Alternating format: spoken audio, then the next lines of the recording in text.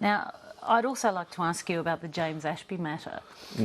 Justice Reris in the Federal Court dismissed the sexual harassment case against Peter Slipper as an abusive process. That's quite true, yeah. He said it was politically motivated. It was. Now, can you provide any details of your discussion with Mal Brough, who was a minister in the Howard government and who is now challenging for the seat against Peter Slipper? Well, Mal Brough approached me and he asked to have a meeting with me, and we met at Coolum, Coolum Resort. I had a drink with him and he said to me that he had some damning evidence against Peter Slipper that he wanted to share with me. And I said, what was that and why do you want to share it with me?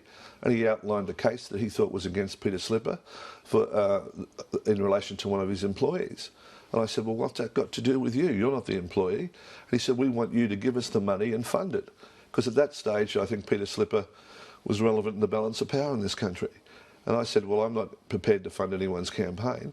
And when he said, well, can I explain it more to you? And he explained it to me.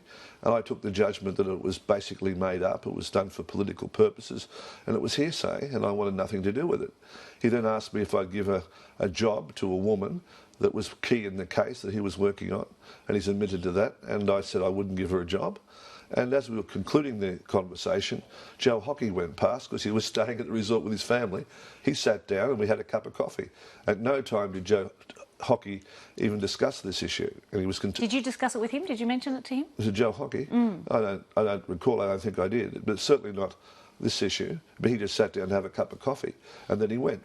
Now, on the last day of Parliament just recently, Peter Slipper attacked Joe Hockey for being part of a conspiracy. And that just wasn't true. The only discussion I had was with Mal Brough. The only request I had was with Mal Brough.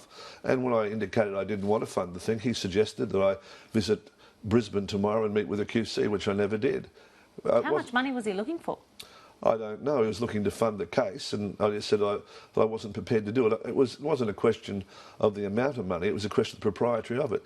You don't want to fund cases against people that you have no personal interest in for the sake of it. It's not a good thing to do. And I thought it was highly political motivated. I thought it was the wrong thing to do. And of course, when the judgment came through in the federal court, it found that was the case without any reference to anything I could have said.